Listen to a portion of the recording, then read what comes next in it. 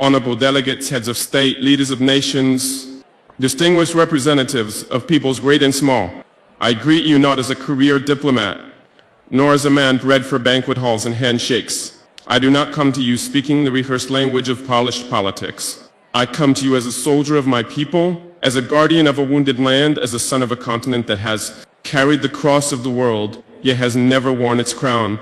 My name is Captain Ibrahim Traore, President of Burkina Faso, and today I speak not only for the 22 million souls in my nation, but for a continent whose stories have been twisted, whose pain has been ignored, and whose dignity has been repeatedly auctioned off at the altar of foreign interests.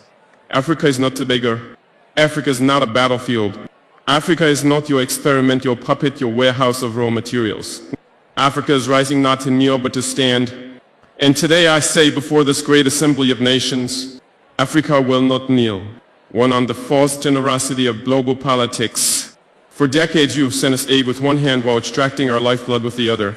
You build wells in our villages while your corporations drain our rivers. You donate vaccines yet patent the cures. You speak of climate action yet continue to fund the very forces that burn our forests and dry our lakes. What kind of generosity is this? The kind that feeds the mouth but silences the voice. The kind that keeps a man alive just enough to keep him dependent. We are not blind to this hypocrisy. Let me be clear, we are not ungrateful for sincere humanitarian assistance, but we reject a global order that disguises exploitation as partnership. We reject financial institutions that lend with one hand and steal sovereignty with the other. Africa no longer wants charity. We want justice. We want control over our own destinies. Too on the chains of colonialism and its modern descendants. Our wounds did not begin with us. They were inherited legacies of an empire-building madness that saw us not as humans, but chiefs, as cargo laboratories. My ancestors were not consulted when maps were drawn with rulers and compasses in Berlin. The borders of Burkina Faso, like those of many African nations, were not carved by our ancestors, but by men who had never stepped foot on our soil, who knew nothing about languages, our tribes, or our spirits. Today, colonialism has a new face. It wears suits, it hosts forums, it signs contracts in Geneva and Paris and Washington. But it still takes without consent. It still dictates instead of dialogues. It still silences instead of listening. If you want to talk about peace, then let's begin by unlearning the arrogance that peace is something only you can teach us. 3. On resource exploitation and the myth of development. They call us developing as if the theft of centuries did not set us back. As if the gold from our lands, the diamonds from our rivers, the oil beneath our feet did not build the very skyscrapers in which this assembly sits. Let us speak plainly. Burkina Faso is rich, Africa is rich. Rich in minerals and culture and wisdom and youth. But you have taught us to measure richness in GDP and export value. You call it development when a foreign company owns 90% of a gold mine on our land. You call it progress when your security forces guard cobalt mines but not our children's schools. That is not progress, that is piracy with legal documents. From now on we will define development on our own terms. Development that puts children in classrooms, not minerals on cargo ships. Development that respects the land, the people, and the soul of a nation. 4. On sovereignty and interference. Why is it that when an African nation makes independent choices we are called unstable? Why is it that when we seek military cooperation outside the colonial sphere, we are labeled a threat? Burkina Faso has chosen to walk a path of sovereignty that is not a threat to peace. It is a declaration of adulthood. We are no longer under your guardianship. We are no longer your junior partners in diplomacy. We are a free people. If a nation chooses partners that respect it rather than exploit it, that is not rebellion. That is wisdom. Let it be known, no foreign power will dictate the alliances of Burkina Faso. We will build relations based on mutual respect, not historical guilt or present-day intimidation.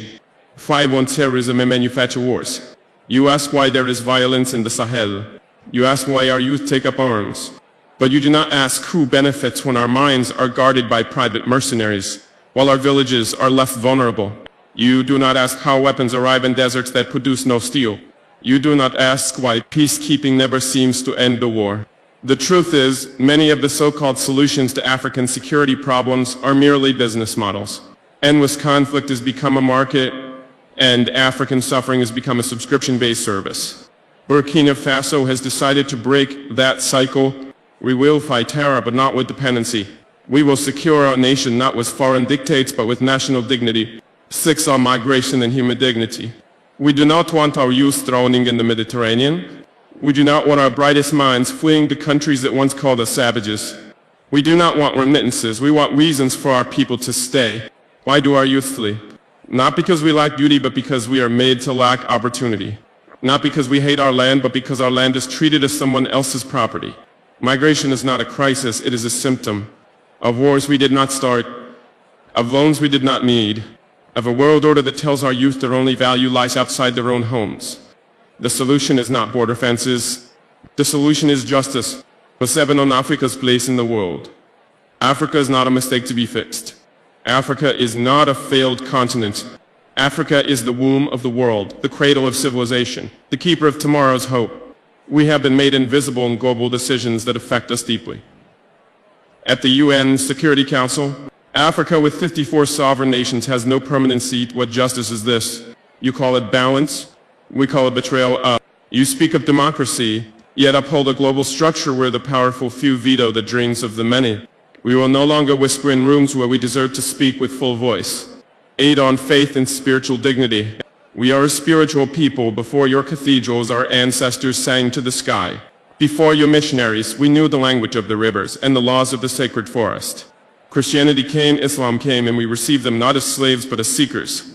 But now we ask, will the church and the mosque stand with us, truly with us, when all people are displaced by greed, mosque as globalization? Will your pulpits echo our cries or only repeat the songs of the powerful? Faith, too, must be decolonized. It must walk with the poor, not the privileged. 9, on unity among African nations. This is not a speech from one country. This is the stirring of a continent. You see Mali, Niger, and Burkina Faso forming a new bond. You fear our unity. Why? Because it threatens the myth that Africa can only rise under your supervision. We are uniting not to wage war, but to wage dignity. To pool our courage, to share strength. To protect each other when the world turns its back. Pan-Africanism is not a dream. It is our lifeline, and we will build it stone by stone, heart by heart, with or without your approval. 10 to the youth of Africa. To the young boy selling oranges by the roadside. To the girl who walks 10 kilometers to attend school. To the child whose only toy is a stone but who dreams of stars. You are the reason we fight. Do not believe the lie that your continent is cursed. You are the blessing. Do not envy foreign passports. Be proud of your name, your land, your roots. The world may not applaud you now, but the future will speak your name in honor. 11 final words we will not kneel. I do not come to declare war, I come to declare will. So we will not kneel to fear. We will not kneel to foreign banks. We will not kneel to outdated empires masquerading as friends. Africa is not asking for a seat at your table. We are building our own a table where no child eats last. Where no nation is silenced because it lacks nuclear arms. Where justice is not filtered through the lens of race or history, but shared as breath is shared.